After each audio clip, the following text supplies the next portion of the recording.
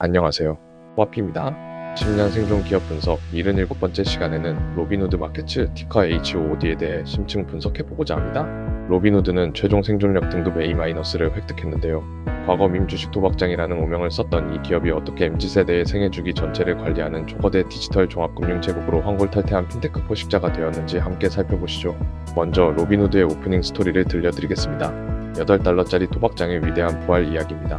2021년 게임스탑 사태 당시 로빈후드는 개미들의 영웅이자 전 세계에서 가장 주목받는 주식 앱이었습니다. 하지만 영광은 오래가지 못했습니다. 이듬해 주식과 코인 시장이 폭락하자 모두가 로빈후드를 도박꾼들이 떠난 빈 껍데기라며 조롱했고 주가는 고점 대비 무려 90% 하락한 8달러까지 곤두박 질쳤습니다. 모두가 로빈후드의 끝을 이야기할 때 이들은 조용히 칼을 갈았습니다.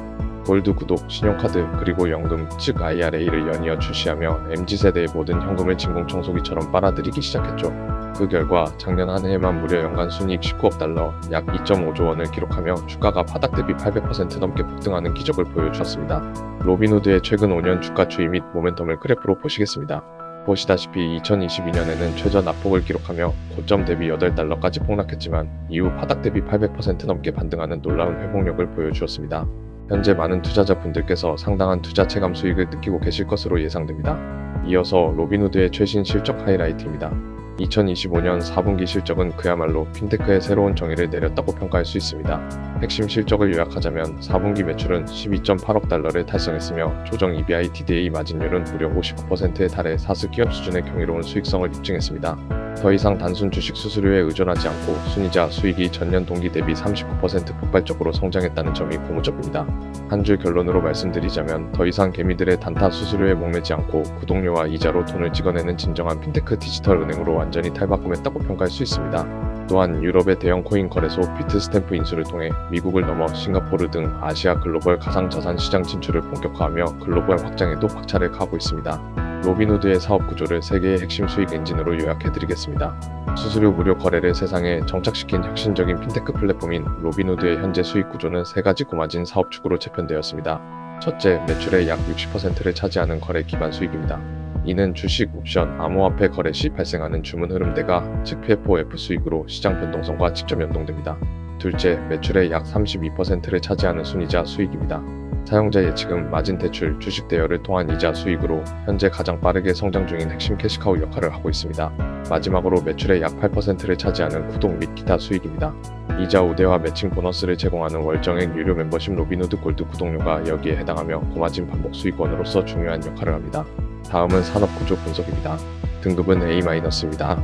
먼저 성장성 측면을 보면 자산 형성기인 MZ세대는 전통은행의 복잡한 지점 방문 대신 직관적인 모바일 앱 하나로 주식, 코인, 연금, 신용카드를 모두 해결하려는 강력한 트렌드를 보입니다.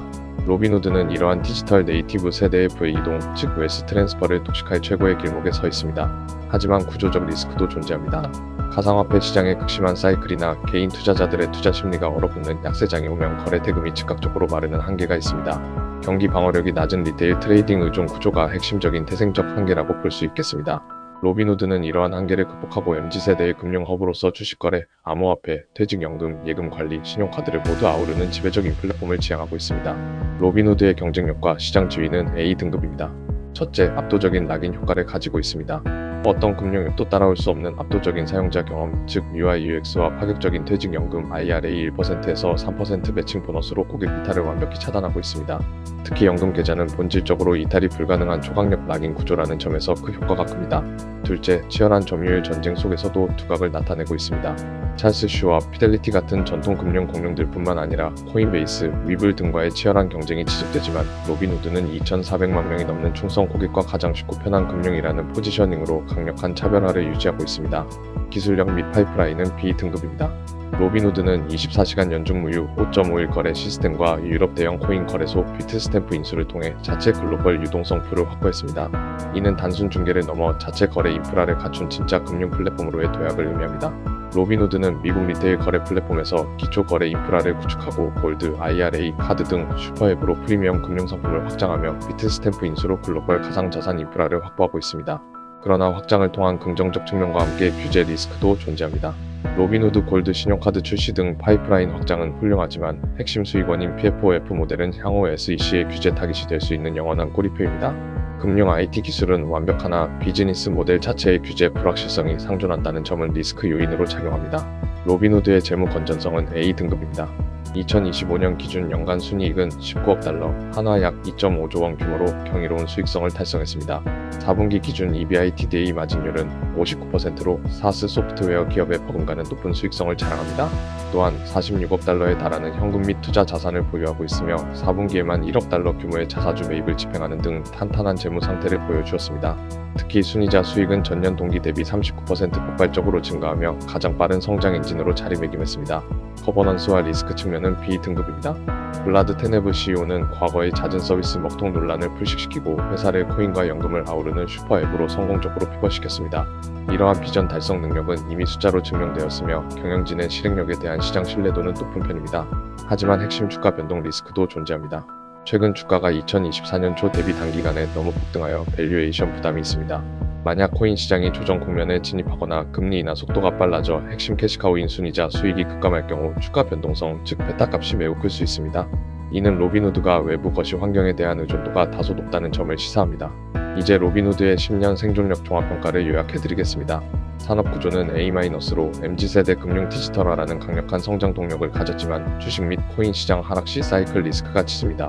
경쟁력은 어로 독보적인 UI UX와 연금, 골드 멤버십을 통한 강력한 고객 낙인 효과가 돋보입니다.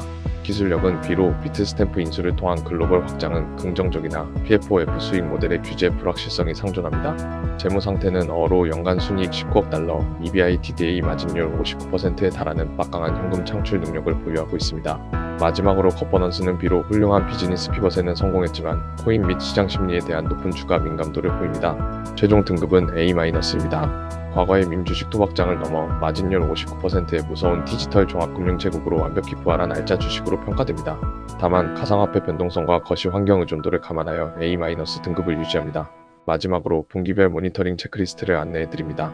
다음 체크 시점은 2026년 5월 초로 2026년 1분기 실적 발표 시점입니다. 아래 신호들을 분기마다 추적해 주시길 바랍니다. 첫째, 즉시 경고 신호, 즉 크리티컬 신호입니다. 미국 SEC가 PFOF 관행을 전면 금지하거나 극도로 제한하는 규제를 발표할 경우, 그리고 글로벌 암호화폐 장기 침체로 거래 기반 매출이 전년 동기 대비 30% 이상 폭락할 때입니다. 둘째, 주의 관찰 신호, 와치 신호입니다. 글로벌 금리 급락으로 핵심 캐시카우인 순이자 수익이 감소하는지 여부, 그리고 월 5달러 로빈후드 골드 유료 구독자 증가세가 정체되는 시점입니다.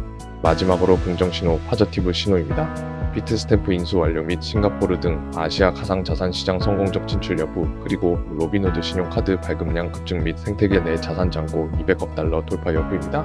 이러한 지표들을 꾸준히 모니터링하시어 현명한 투자 결정을 내리시길 바랍니다. 본 분석 자료는 투자 의사 결정을 위한 참고용이며 투자 권유를 목적으로 하지 않음을 명확히 말씀드리면서 다음 알짜 기업을 확인하고 싶다면 구독과 좋아요 부탁드리겠습니다.